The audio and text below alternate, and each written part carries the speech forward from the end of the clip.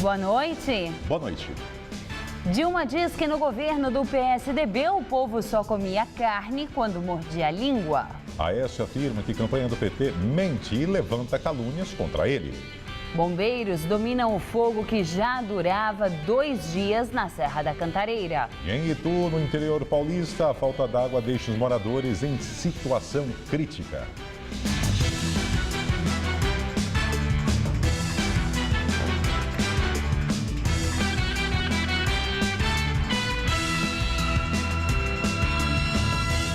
Mais de 50 bombeiros percorreram a pé a mata fechada da Serra da Cantareira para conter focos de incêndio na região.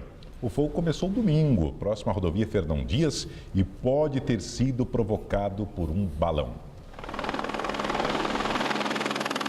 O Corpo de Bombeiros não sabe estimar o tamanho da devastação. As áreas atingidas são de mata fechada, distante de povoados e vilarejos. Na maioria dos focos, o combate só pôde ser feito com a ajuda de helicópteros. Cada vez que a aeronave ela vai buscar uma água no reservatório, ela traz cerca de 575 litros e joga sobre o fogo. Isso vai ajudar as equipes em terra, porque ela faz um combate e aí a gente em terra consegue apagar os pequenos focos para que esse incêndio não se propague mais. Ele está na metade da montanha. Se nada for feito, esse fogo subindo, ele vai consumir toda a vegetação seca no meio da montanha até o topo da montanha. O ar seco e o calor também contribuíram para o alastramento do fogo. A temperatura na segunda-feira bateu os 35,9 graus, a segunda mais alta do ano. A umidade chegou a 13%, índice de deserto. Aqui na serra é muito nítida a sensação de secura. O ar cheira a fumaça. O mato também, olha, está quase seco, parece palha. Por isso os bombeiros alertam que qualquer imprudência pode sim causar incêndios, principalmente o hábito de soltar balões. Não há possibilidade do incêndio começar no mato sem que tenha nada, né? Não há isso impossível. Então pode ter sido um balão que caiu ali, porque foi bem no centro, onde não tem nenhum acesso de vila, ser humano, que possa ter ali uma queima de lixo, que pode ter descartado alguma coisa ali. E aí fica a lição, que a gente tem lá numa época extremamente seca, a maior dos últimos 80 anos, com os recursos hídricos escassos, e o Corpo de Bombeiros utilizando água para apagar o incêndio causado pelo homem. Moradores de Itu, no interior de São Paulo, sofrem com racionamento de água há 8 meses. Os mananciais da cidade estão com apenas 2% da capacidade. Em algumas casas, a água não chega a 9 dias. Enquanto a população improvisa, a prefeitura aguarda pelas chuvas. Márcia é voluntária na Associação de Moradores dos Bairros da área leste de Itu e mostra o drama de não ter água nas torneiras. Ela mora no bairro Brasil, localizado em uma das áreas mais altas da cidade, e conta que os problemas com o abastecimento de água já são antigos.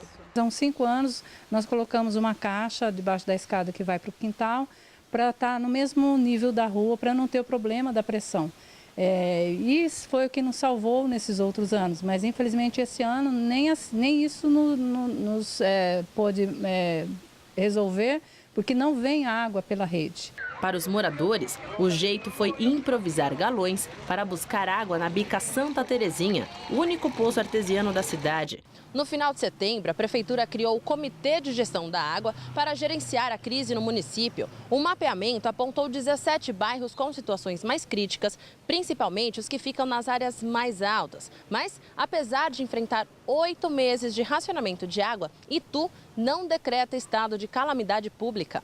A situação é crítica, a situação inspira preocupação, porém não é o caso ainda, porque mesmo as pessoas dizendo que não está chegando água 5 dias, 10 dias, mas aos órgãos essenciais como educação, saúde, os órgãos públicos, o abastecimento é feito diariamente. No mês passado, a Prefeitura anunciou o início das obras de canalização dos córregos Mombaça e Paudário.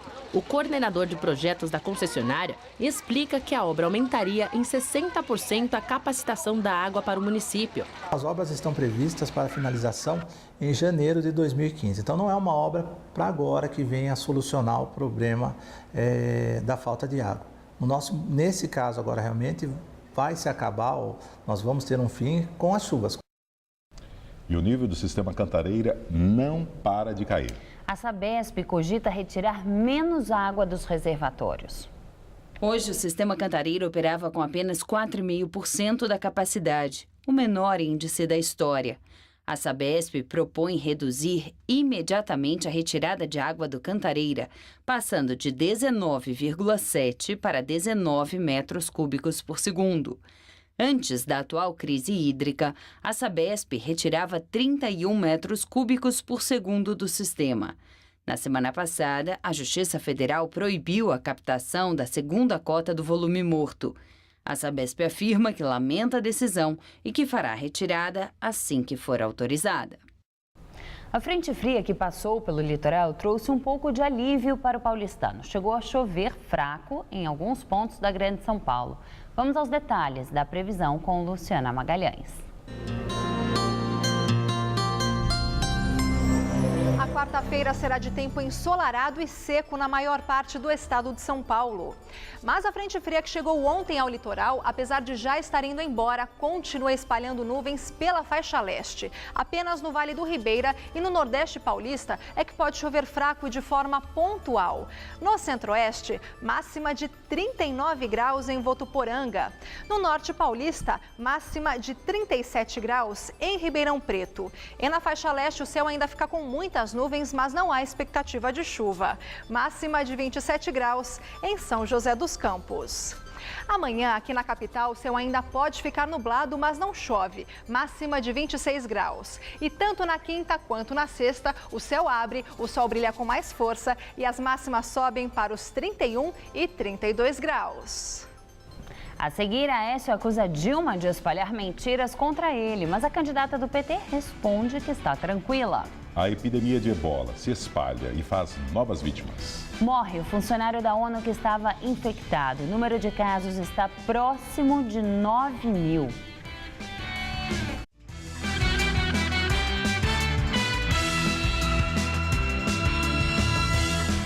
A Organização Mundial da Saúde faz um alerta para que os países reforcem a segurança contra o ebola e estima que até o final desta semana o número de casos deve ultrapassar os 9.000. E hoje, um funcionário da ONU infectado morreu na Alemanha. Nos Estados Unidos, foi descartada a suspeita da doença em um paciente. Um homem de 40 anos chegou a um hospital do Kansas apresentando sintomas de ebola. Ele trabalhou em um barco perto da costa oeste da África, onde estão os principais focos do surto da doença. Na Alemanha, morreu um funcionário sudanês da ONU que recebia tratamento no país depois de ser contaminado na Libéria. Já na Espanha, a enfermeira que foi contaminada no hospital de Madrid apresenta melhoras no estado de saúde. Até hoje foram registradas cerca de 8.900 contaminações e mais de 4.000 mortes. Eleições 2014. Em São Paulo, o candidato Aécio Neves, do PSDB, acusou a campanha de Dilma Rousseff de espalhar mentiras contra ele. O candidato do PSDB passou o dia em reuniões, gravou seu programa eleitoral e deu uma entrevista coletiva. Aécio Neves não descartou a possibilidade de Marina Silva aparecer ao seu lado no programa eleitoral. Ela formalizou seu apoio no último domingo, mas não confirmou se irá gravar ou subir no palanque do Tucano. A campanha do candidato trabalha para promover um encontro entre os dois. Olha, eu sou um homem extremamente feliz por ter recebido o apoio da Marina, como eu recebi, né, de forma espontânea, refletida. Outras etapas provavelmente virão, mas não cabe a mim cobrar absolutamente nada. Aécio subiu o tom para falar de Dilma Rousseff. Acusou a campanha da petista de espalhar mentiras e calúnias contra ele. A cada dia uma mentira diferente, seja no Twitter da presidente, seja nesses seus parceiros pagos e anônimos nas redes sociais. Essa é a campanha com o maior número de mentiras que nós já assistimos em toda a nossa história. É um vale-tudo definitivo desse governo. O candidato disse que o governo faz isso por medo de perder as eleições. A candidata oficial vive à beira de um ataque de nervos, como eu já disse, né? O desespero do governo, daqueles que estão vendo que a mudança chegou, que esse ciclo de governo está terminando, não tem limites. Também em São Paulo, a presidente e candidata à reeleição Dilma Rousseff do PT respondeu a Aécio Neves e disse que está tranquila. Dilma passou o dia na capital paulista. Ela se reuniu com assessores de campanha e falou com a imprensa. Respondeu a Aécio e disse que não está desesperada. Olha, não só não estou assustada, como também não estou nervosa. Agora, acredito que é interessante porque agora nós vamos ter uma discussão a sério. E agora nós vamos cotejar não só o meu governo, mas o que o governo dele, que ele teve um governo, o que ele fez em Minas, e tentar entender por que ele não foi eleito em Minas. Dilma negou a ausência de Lula na campanha eleitoral. Eu vivo falando com ele pelo telefone. Pelo contrário, o presidente Lula, não só aqui, ele já fez uma grande plenária muito boa, está fazendo uma série de atividades. Vamos fazer várias atividades juntos, podem ficar descansados. Dilma não quis comentar sobre as últimas pesquisas, disse apenas que está otimista. Na coletiva, Dilma também não quis falar sobre sua campanha no rádio, na qual se afirma que no governo do PSDB, o povo só comia carne se mordesse a língua. A peça publicitária foi uma resposta a Aécio, que no horário eleitoral rebatia a recomendação do secretário de Política Econômica do Ministério da Fazenda para os brasileiros consumirem frango e ovos em vez de carne, como forma de evitar a alta dos preços da carne bovina. E agora vamos ao comentário de política, com José Neumann e Pinto. É sórdida a cruzada que alguns petistas estão empreendendo contra o juiz Sérgio Moro, juiz federal do Paraná. O juiz Sérgio Moro nada mais fez que cumprir a sua missão. Ele convocou 2 acusados de crimes graves. Alberto Youssef é um doleiro acusado de ter lavado 10 bilhões de reais da Petrobras, e Paulo Roberto Costa, o Paulinho do Lula, que foi diretor de abastecimento e refino da mesma Petrobras, já se comprometeu, inclusive, a devolver 70 milhões de reais que ele roubou e que estão no exterior. Quer dizer, existem crimes graves sendo julgados por um juiz e o processo é público, não há por que esconder, porque estamos na eleição. Eu só quero lembrar que na época do julgamento do Mensalão, o ex-presidente Lula fez uma verdadeira cruzada também para ver se evitava o julgamento do Mensalão antes das eleições municipais. O julgamento foi feito, a cúpula do PT e do seu governo foi para a cadeia e nem por isso ele perdeu a eleição em São Paulo, por exemplo. Não há uma interferência direta nisso. Se houver, é o que se chamava antigamente o azar do goleiro. Eu ficaria muito mais confortável se a presidente Dilma Rousseff, candidata à reeleição, em vez de ficar fazendo insinuações sobre a coincidência do calendário das confissões de Youssef e Costa, ela falasse de forma assertiva sobre o roubo que houve e condenasse a forma como foi feita, inclusive as acusações de que 3% das transações iam direto para os caixas do PT, do PP e do PMDB.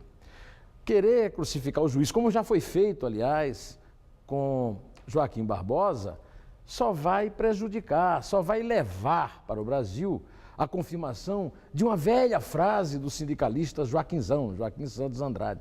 O Brasil é o único país do mundo onde os réus é que julgam os juízes. Isso não está certo. Nós queremos que os juízes continuem julgando os réus, inocentando-os ou inculpando-os e as suas sentenças sendo seguidas. Mas quinta-feira voltaremos aqui, direto ao assunto. Até lá. A edição das 10 do Jornal da Gazeta termina aqui. Boa noite. Fique agora com o Rony Fon no Todo Seu. Uma ótima noite para você e até amanhã.